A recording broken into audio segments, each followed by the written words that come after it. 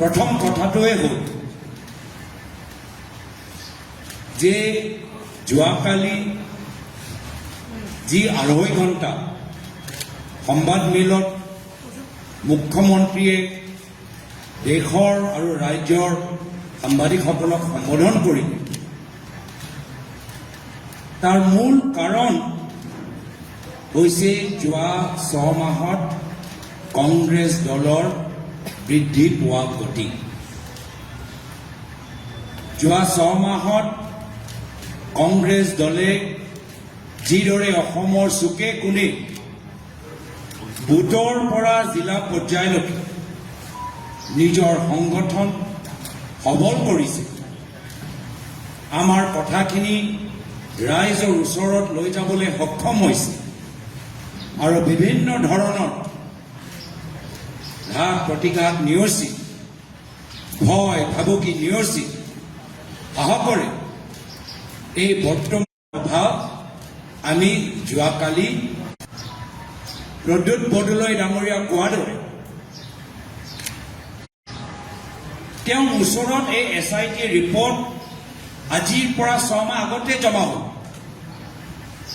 নিশ্চয় তেওঁ পৃষ্ঠাৰে পৃষ্ঠাৰে পঢ়িছে, অধ্যয়ন কৰিলে আৰু সেই সময় যিখিনি কথা ক'লে যে 10 ছেপ্টেম্বৰত গোটেইখিনি কথা ফাদিল কৰিম, নিজৰ কথাৰ পৰা পিছুৱাই দিয়ে।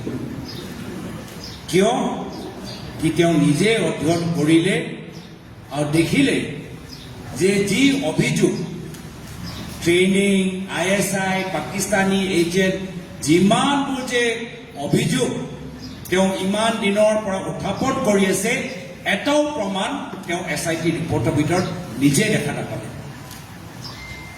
যাৰ ফলত প্ৰায় 6 মাহ অসমৰ ৰাইজৰ পৰা এই SIT ৰিপৰ্ট তেওঁ লুকাই ৰাখিলে। 6 মাহ যদি কথাটো ইমানেই গুৰুত্বপূৰ্ণ, যদি কথাটো ৰাষ্ট্ৰীয় সুৰক্ষালৈ সম্পৰ্ক আছে, তেতিয়াহ'লে 6 মাহ কিয় ৰখিব লাগে?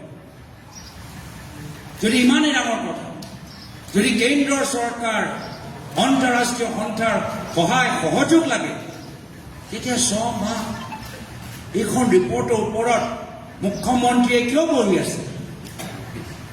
এই প্ৰশ্ন যোৱাকালি এগৰাকী সাংবাদিকজনে সুধিলে আৰু তাৰ উত্তৰত মুখ্যমন্ত্ৰীয়ে কি ক'লে যে জুবিন দাৰ মৃত্যুৰ বাবে আমি এইখন ৰিপৰ্ট আমি মুকলি কৰিব নোৱাৰিম।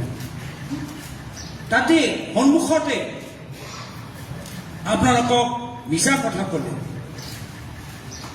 সন্মুখৰ পৰা তেওঁ গোটেই মিছলীয়া কথাবোৰ ধৰা পৰা আমি সকলোৱে দেখিলোঁ। কিয়?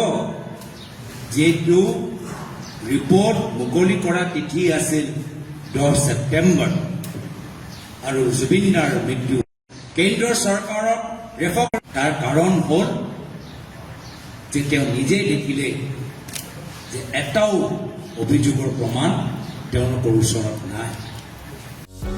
যিকোনো খবৰৰ বাবে যোগাযোগ কৰক আমাৰ এই নম্বৰত 9181 307 2221।